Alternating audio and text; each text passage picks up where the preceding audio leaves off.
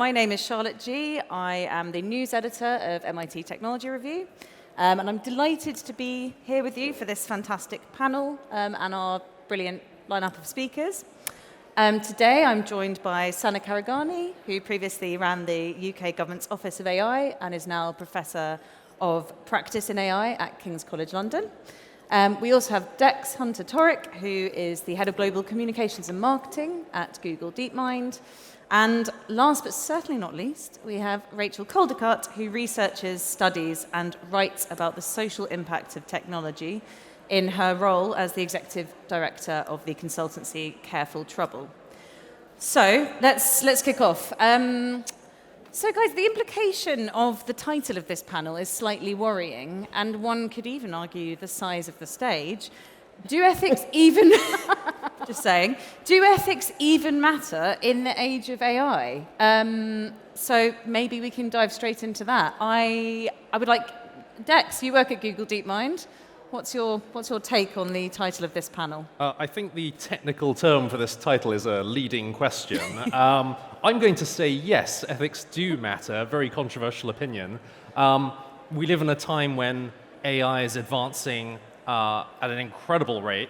We're seeing technologies that were things that we really focused on in the lab a few years ago, now having a huge impact on the world and beginning to emerge and deliver very big societal consequences. And I think the value, the importance of ethics, the urgency of engaging with those thorny questions around safety and responsibility, that's only grown enormously. And so I think I have a relatively straightforward answer to that.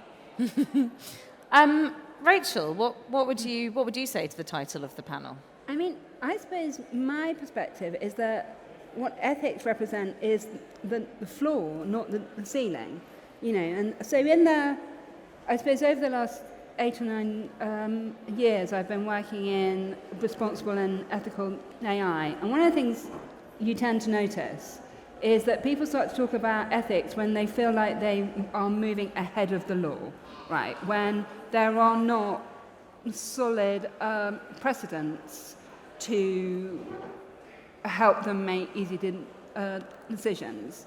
And I think one of the things that has tended to happen a lot over the last decade is that the words ethics and AI get put together because there are no two things that people feel less confident about, and it's like they're two things people don't really understand. You put them together, you make it complicated, you give it to an academic, and it's over there and we don't have to think about it. And that actually, it isn't only ethics, it's personal responsibility, social responsibility, thinking about the rule of law, and actually empathy. And so I think ethics is not even, the idea that ethics is a bar that we have to meet is, I think, not terribly helpful. And Sana, to go to you, the same question to kick us off. So I think you're going to hear a lot of this from me throughout the day, which is I'm going to say, yeah, exactly what Rachel said. I agree. I think I would answer that question as no, controversially, because I would say responsibility matters. And I think responsibility is broader than just ethics. So as Rachel was saying, it's kind of the floor. You want a lot more things. In fact, these days, I think we're using the word responsible AI to confuse people a little bit, because we want everyone to be involved in making AI responsible. Because when we call it safe AI, you get a bunch of people who talk and who think about the technical safety, cybersecurity, and that aspect. When you think about ethical AI, as Rachel said, there's a lot of research being done, and you get a lot of principles, and you get those kinds of things. What we want is responsibility end to end, right? This has to include also the sustainability perspective and so on. So does ethics matter? Yes, of course it matters, but it's not the only thing. Yes, of course. I think, yes, this debate can end up really bogged down in semantics as well. You know what I mean? Like responsible AI and ethical AI, and people can end up really talking past each other. So I think let's try and zoom in a bit on something specific if we can. I'll go back to Dex again. I'm curious, what most concerns you from an ethical standpoint as you look at AI development, and I don't want you to refer to the far future, I'm talking about in the next year, 2 years, because who knows what will be invented in that time frame.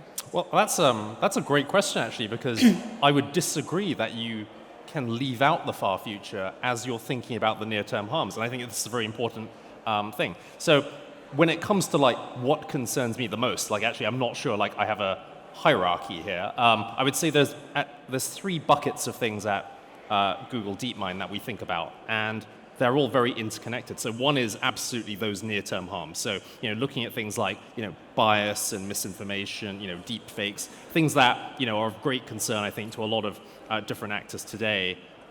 We then think about misuse of AI. So, bad actors, individuals, all the way up to, nation states who are, looking to potentially use tools that even when they weren't designed to create harm, can be applied in ways that are very, very harmful. And that third bucket is the more, I think, people often think of them as very far-flung kinds of risks. So this is where, you get people talking about things that, they sometimes describe as existential threats from, AGI and advanced AI. And the argument that we make is actually at the pace at which AI is evolving today, you need to be able to think about all 3 of these things and to take all of them seriously. Actually, like when we look at AGI, right, for a long time people thought about this as, a couple of decades down the road. And, now it's something, where we certainly, talk about it as something that, it's very plausible that it exists in the next decade, potentially much sooner. And so it's actually not too early to be thinking about those long-term risks. Actually, it's quite late in the day to be thinking about them. And so we need to, recognize that many of the solutions and mechanisms, the things that we would want to, deal with each of those buckets, they're things that actually will support action in all 3 of those areas. So we very much take a sort of holistic and integrated way of looking at these. Yes, no, sure. Rachel, I'm going to ask you a bit about this because, you do. I can definitely take Dex's point around managing the risks of short may also help to manage risks of long. But for you, what is, obviously at the moment, as you say, we're kind of relying on the goodwill of companies. What would you rather we did instead? I'm assuming that you don't want to rely on the goodwill. Yeah. Could be wrong. I think there's 3 different things we need to be thinking about very urgently. One of them is an environmental impact. Another is the quality of the data that we have. And the third is kind of whose rights are really centered, right? So, and if I begin with the last thing on that list, one of the things I think I see all the time is that harms tend to get mitigated when they're totally emerged, when they're happening to everyone, when they can be contained on the cover of the mail, right? Then they become a harm that suddenly regulators are interested in and people hold summits about. But the really critical and important ones are the things that are emerging in slightly different, slightly hidden ways that maybe lots of us will experience in ways that are just slightly annoying. Like they're not big enough to be an issue. And so it's like, if you're a person who is confident of their migration papers, right, and you encounter a facial recognition system, then it won't really worry you if it doesn't work, if you hold your passport on the scanner. But if you've got any concern, right, that little glitch, that irregularity can open up all kinds of issues. And I think that actually, in only thinking about things that work for the main stream, that don't feel like they're emerged problems, we're letting a lot of really kind of critical issues in. And just quickly on the other 2, I don't think we can ever get really representative, responsible, effective AI until we have really good data, right? And that actually we're always thinking about outcomes and outputs, whereas I would really like to see both governments and industry taking more foundational things like data quality really seriously, and start to take steps to think not about big data, but genuinely really representative data. Yeah, absolutely. Yes, that's a very interesting point on data, definitely. And I'm sure there'll be lots of discussions today about copyright and all sorts of different things. But Sana, I wanted to ask a bit, because you've been immersed right in the middle of the government response to AI. So what can we expect to see over the next year or so? Should we be waiting for more regulations? Do we have the tools we already need? What's your take on where we are? So yes, I was part of that conversation. I'm not anymore, so I can't really speak on behalf of government, nor am I here representing government now. But even better. I think what I might do is talk a little bit about the difficulty of creating the right set of policies in government, or even trying to fix the right set of issues. I think what AI continues to do is show us some of the shortcomings we have ourselves in the society that we live in, that we can just kind of ignore and pretend it doesn't exist, right? But AI brings that and makes it the forefront of everything, because all of a sudden this isn't, a human making a decision about a specific person at a specific time. That it is a piece of technology and application that's making that decision on a wider range of people all at the same time, and it takes that whole human element out of it and it puts it in front of everyone's face, right? So what we end up doing when we're talking about these technologies is these fringe cases, right? We talk about the fact that we can't paint everyone with the same broad brush, and that's true, right? And I think we need to be really nuanced about these kinds of things, because not everyone is the same, and so we can't build applications that don't have that nuance in it either. The other thing that I think is really difficult for policymakers is that they have to make a decision in the face of a very difficult bits of information. And unfortunately, they don't get to hear all the bits of that information, and they don't get to hear it at the time they need it. They often get to hear the loudest voices, or the ones that have the time, energy, money to lobby them, which at this point in time tends to be the tech industry.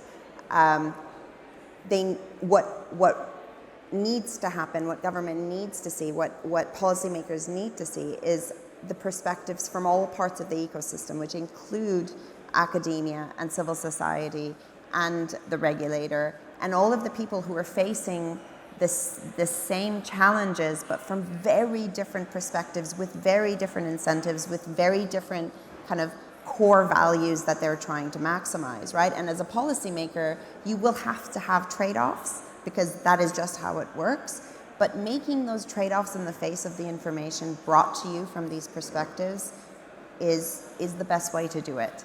And what we need to try and do is make sure that that kind of balance of information lands on our policymakers, because it's hard. Yes, yeah. I mean, don't really envy anyone who has to figure out the AI regulatory landscape right now. But on that, I would like to know from Dex, we've seen a lot of conversations about regulation. From the perspective of Google DeepMind, what would you like to see? Would you like to see new regulations? What exactly is it that you think would be an acceptable new status quo in terms of limitations on AI?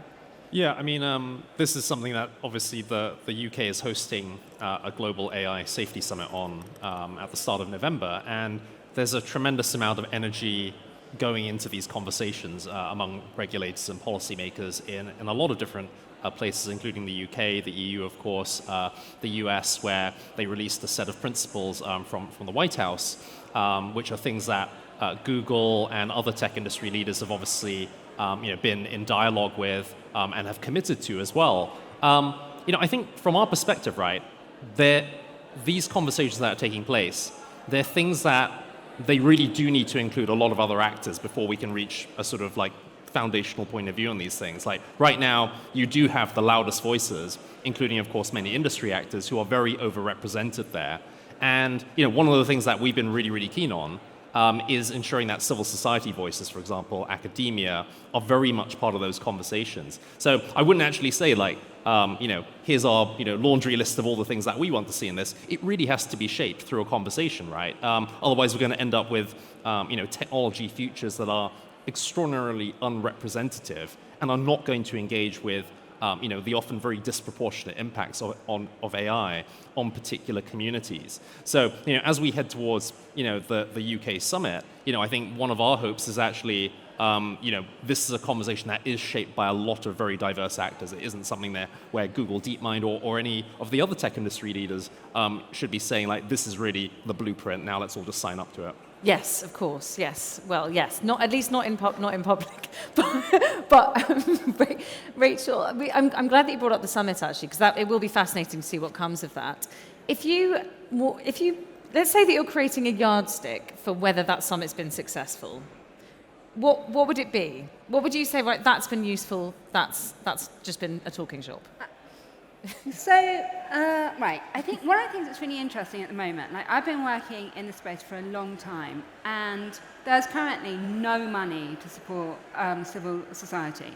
So what I do now is I run a consulting firm through which I bootstrap the work that we do that is advocacy and policy work, because there is no funding, right? And so one of the things that's happened is the environment of who gets a voice, who had a status, who's invited into the room, reflects where the money flows. And one of the things I would love to see after the summit, and this is a very, I have a vested interest here, is actually really taking seriously the fact that civil society actors, people with lived experience of algorithmic harm, need to be front and the center of shaping the narrative, right? Rather than everybody like running around after DeepMind, after a government consultation. I think that's very optimistic, but I think that there is an opportunity to use this to invite some of the amazing people who are doing really sort of challenging, world-leading work in that area to the summit to have a voice. Yeah. Yeah. Yeah. Oh, yes. Sorry, please. I would love to add to this. I would really love, because I have to say, I was sitting there making policy less than a year ago, right? And the reason that we like to listen to our industry support, like our industry, like our thriving UK ecosystem industry, is because they bring solutions. So what they do is they go, look, here's 3 ways that you can help this situation, right? And sometimes that's informed by the work that they're doing with with civil society and others, and sometimes it's not or whatever. But the point is they give you a solution. What we don't get is that from academia or civil society. I would love, as part of this summit, if we present solutions as a way forward. So what do we think from the different parts? What is our balanced answer to the problem that the world leaders have in front of them? I would love to have some solutions that are thoughtful and that have been through the ringer from the different perspectives. Sure. Yeah. I absolutely. Yeah. I think I'm interested to actually ask Rachel another question, which is about, because of course there's sort of the balance of responsibility is complex around who needs to do what in this landscape. To what extent do we need to better educate individuals about AI? I mean, is that something that's needed, and if so, how do we do that, or do you not think that that's the solution? One of the things I think we need to be better at is terminology. So last year there's the blog post from, I can't remember her name, sadly, someone at Georgetown Privacy School, talking about how they're no longer going to use the term AI. They're going to be much more specific about the terms, and they're going to talk about machine learning, automated decision making. And I think one of the places we are at the moment is that AI as a bucket is not very helpful. So when you look at some of the public polling, the questions are extraordinary. Like the first one will be, are you happy to have a Roomba? Then the next one will be, what do you think about lethal autonomous weapons, right? They're not comparable. And that I think actually, as like people who like helped shape the narratives, rather than putting all the pressure onto individuals to comprehend this like frankly hot mess of like lots of different things, we need to be much better and more precise and clearer about what we're actually talking about in order to allow people to bring their personal experience, their knowledge, responsibility to understand that. Because I think just lastly on that, having like the number of things people now need to be educated in, they need to be media literate, they need to be data literate, they need to be AI literate. Like actually we need to create responsible systems that help people live happy, healthy lives. Yeah, absolutely. I'm interested to hear your thoughts on that, Dex, as well. I mean, of course, you're surrounded by people who are, some of the brightest minds within AI. But do you think that there's some degree of individual responsibility as well, or would you tend towards what Rachel says about needing systems? No, I definitely think there's a huge amount of individual responsibility we need. I think it would be a real mistake for us to think of these problems as sort of intractable or operating in some different level where humans don't have agency. Like, of course, institutions and companies and industries and communities, they all have a role to play, but we're all part of these things. And I think actually this was part of the discourse around social media and the last decade in technology that was extraordinarily unhelpful. Like the idea that as well as those big solutions you need from some of those actors, we don't all have a role to play in these things as well. Because actually developing solutions for individuals so that they can take responsibility there and they have the agency to take responsibility, that surely has to be an important part of this overall approach. I definitely think this point that Rachel made around almost how do we explain AI to people? How do we turn to almost a communications challenge in AI to mobilize some of those actors to think about issues of responsibility. That is really a critical part of the work, right? I think a lot of people have spent the last year trying to grasp for analogies of what is AI and what is the impact going to be on our lives and our jobs and on the world. And all these analogies, like analogies generally, are just sort of not good. We have a unique set of technologies here that are going to impact on society in ways we've never seen before. And we really need to be able to explain and discuss what those impacts look like so that as a society, we really do have agency and we think about the choices that these technologies will present to us over the coming years. And the diversity of technologies, to Rachel's point, is absolutely extraordinary. Like, talking about things like autonomous weapon systems, that is a thing, which we should be thinking about, as part of how we, ensure that AI is delivered safely and responsibility. But then AI does many, many other things. At the moment, a lot of the attention, of course, in the industry is very much on generative AI. We've got tremendous excitement around chatbots and things like that. On the other hand, the technologies we're working on at DeepMind, one of them is AlphaFold, which is focused on protein folding, which, 1 million researchers around the world are using right now to try and accelerate cures for major diseases. And that's a very, very different proposition and a very different conversation about what are the ethical, guardrails, what are the kinds of things that we should be doing to bake responsibility into that. No, sure, yeah. And I'm also thinking just on a really sort of a micro level, because you think, kids are coming back to school now. We just published a piece last week. My colleagues Rhiannon Williams and Melissa Hakeler published a piece about how do you talk to your kids about AI, because some of the children that are going back to school are going to be falsely accused of using AI in their homework. What do you do in that scenario? I know it's a really microscopic example, but I guess it just goes to show how, as you say, it's everything from killer robots down to, you know, did dog get my homework? And it definitely wasn't done by ChatGPT. But anyway, just to have some concluding remarks, I'd just like to know a bit more about where each of you would like to see us end up in the next year or two. What are the things that you would most like to see happen in this sphere of ethical AI? Sana, would you like to go first? Sure.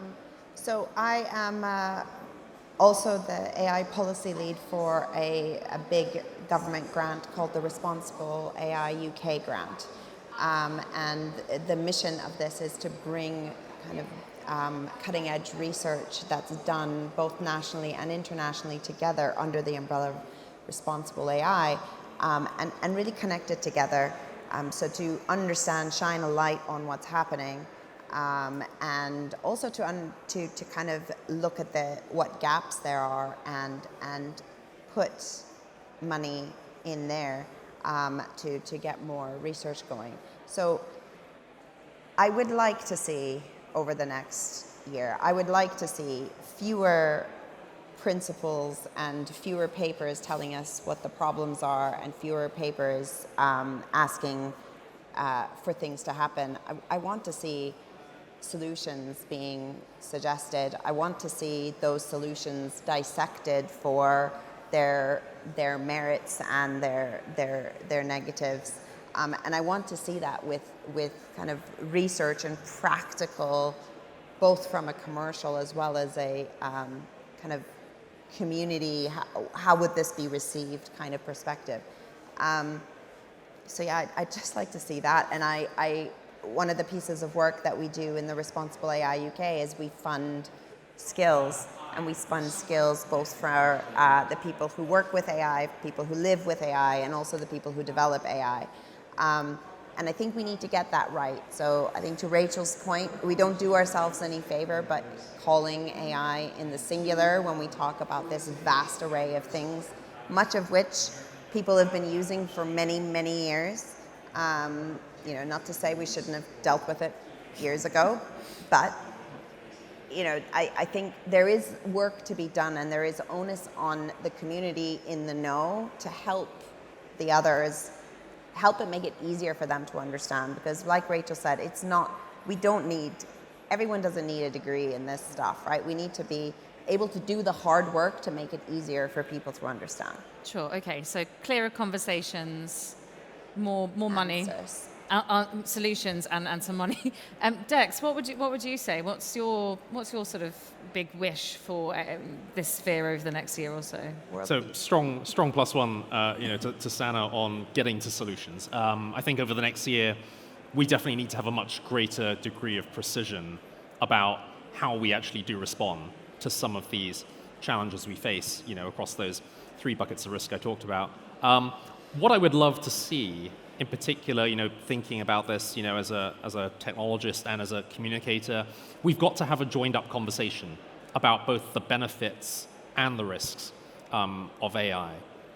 You know, a lot of the conversations that are taking place at the moment can often end up really, really siloed. So, you know, we have on, you know, one end of the spectrum, you sort of have, you know, people who can be very techno-utopian and think about, you know, all the amazing things that AI is doing, and it's almost a distraction from those things to go and focus on you know, that messy, complicated, very human conversation about how do we ensure that AI delivers the most good for particular communities. And on the other end, we often have conversation that is very distorted and focuses on the doom scenarios, the AI doomers. And of course, AI is going to have applications that are incredible and life-changing, and it's going to have impacts that are things that are not things we want to see in the world if we don't put in place solutions now. And we have to really be able to join up those conversations, have a nuanced, responsible conversation itself about what kind of future that we want to see happen. And we have to have, you know, I think the foresight to understand that it's perfectly possible that multiple futures unfold at the same time. You know, all of us have supercomputers in our pockets, but does anyone think that the world isn't suffering from enormous, you know, social and economic and environmental challenges? Absolutely not. So it's both possible that we have really, really fantastic applications of AI, but also big problems, and we need to get our arms around both of those together. Rachel, I'm going to give you a very quick last word. What would you like to see? two things, civil society front and centre, and a sensible regulatory activity. So. Amazing. Well, thank you for keeping it brief. Thank you, everyone, for joining us. That's it from us for now. Thank you.